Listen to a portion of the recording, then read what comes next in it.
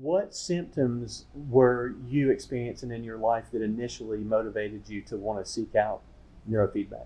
Okay, so stress, primarily stress and anxiety. For the last few years, I've always had stress and anxiety, but for the last few years, that stress was making me physically ill. I was still working full time, traveling a lot, but I kept having these flare-ups of these illnesses, and every time I went to a doctor, a specialist or whatever, to treat that particular illness, I would ask, well, what causes this? And every one of them was a stress trigger. Yeah. If I could control the stress, I could control the disorder. How has this impacted you? I thought about this a lot. One of the things that I've done all along was journal. I noticed at one point I had stopped journaling, and it's just like if you're sick and you take a medicine and you get better, you quit doing it.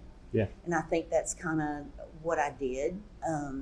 I went back and looked at all my entries, and I saw from beginning to about halfway through where I really feel like my quality of life had just changed completely. So, there's still stressors there. There's still, I'll feel anxiety coming on, but I'm able to deal with it. Okay. It's just like I don't go off the deep end anymore. I'm not sick anymore.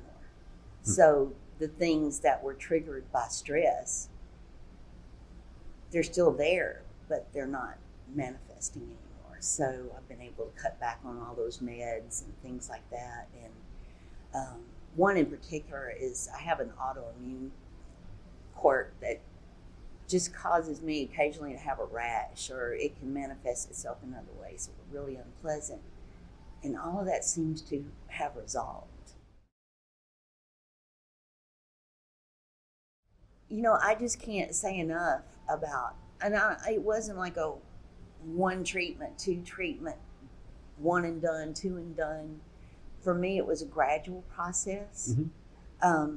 I never had not even one therapy that I didn't notice some effect from. Uh-huh. Some of those were, not always positive, but they resolved.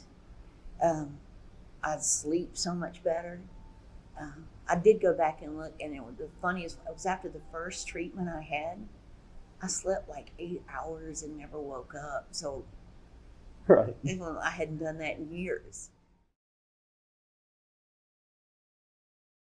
One more question, and then we'll kind of wrap up. But if there were someone struggling with similar symptoms as you, but they were on the fence about whether or not to try microcurrent neurofeedback, what would you tell them? I honestly can't think of any reason why you wouldn't try it. Mm-hmm. It's painless. It's relatively inexpensive. The benefits so outweigh any reason why you wouldn't try it. It's made such a life change for me and for my family.